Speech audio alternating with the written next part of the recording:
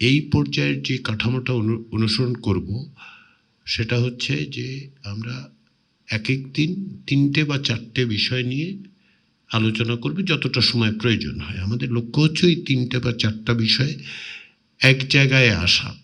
সেটা যে সবসময় একমত হতে পারবো তা নয়, ক্ষেত্র বিশেষে একমত হওয়া যাবে, ক্ষেত্র বিশেষে হয়তো পাওয়া যাবে না, কিন্তু আমাদেরকে এগুলো এক অর্থে এর এক ধরনের উপসংহার টানতে হবে। কারণ সময়ের স্বল্পতার বিবেচনায় আমরা জুলাই মাসের মধ্যে যে সনদ তৈরি করতে চাচ্ছি সেই সনদে কোনটা অন্তর্ভুক্ত থাকবে কোনটা থাকবে না সেটা আমাদের সিদ্ধান্ত নিতে হবে।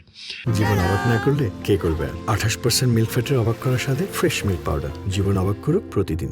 যেগুলো থাকবে না, যেগুলো একমত হবে না, সেগুলো উল্লেখিত থাকবে, যেগুলো আলোচিত হয়েছে কিন্তু একমত হওয়া যায়নি।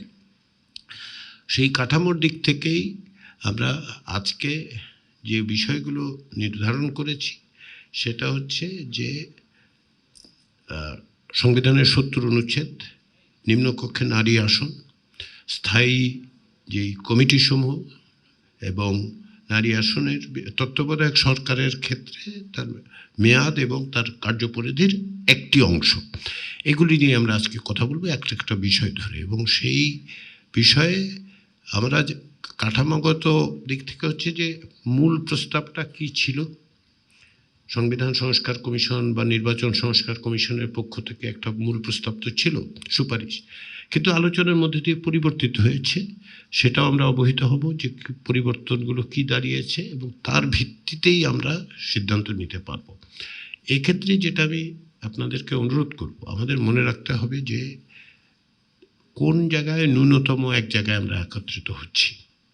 সব বিষয়ে আমরা একেবারে সবটাই একমত হব না, কিছু জায়গায় হয়তো একমত হব, বাকিটুকু প্রত্যেকটি রাজনৈতিক দল তাদের অবস্থান থেকে তাদের নির্বাচনী ইশতেহার, দলীয় ইশতেহার, সব জায়গায় তারা আরও যদি যুক্ত করতে চান ওই বিষয়ে বলবেন, জনগণকে বলবেন, জনগণ সেটা গ্রহণ করবে কিনা সেটা তাদের বিষয়।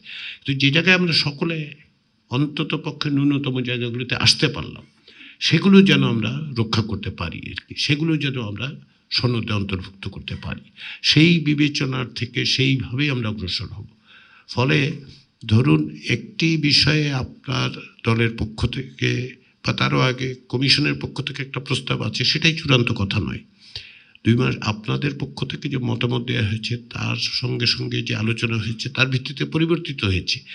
আমরা সেই পরিবর্তনের জায়গাটাকেই বরঞ্চ ধরব যে সেটাকেই আমরা জাতীয় সনদে অন্তর্ভুক্ত করতে চাই এবং সেটা আপনাদের সম্মতির ভিত্তিতেই চাই। এটা তো কমিশনের একার সিদ্ধান্ত নয়, আপনাদের সকলের সম্মতি থাকলে আমরা সেভাবে সেটাকে অন্তর্ভুক্ত করব। তো এবং সেইটুকু আমরা অর্জন করতে চাই আগামী যেই এই পর্যায়ের আলোচনা সেটাতে। তো আমরা আশা করছি যে এই কাঠামোগতভাবে এটা অগ্রসর হলে আমরা আজকে এই বিষয়গুলো এক অর্থে নিষ্পত্তি করতে পারবো। কিন্তু এটা আবার বাধ্যকতা মনে করার কোনো কারণ নেই যে এটাকে আমাদের নিষ্পত্তি করতেই হবে। যদি প্রয়োজন হয় যে একটি বিষয় আজকে আমরা নিষ্পত্তি করতে পারলাম না, আরেকটু আলোচনা করা দরকার, আমরা পরবর্তী দিনে বৈঠকের শুরুতে সেটা নিয়ে আমরা আলোচনা করে নেব।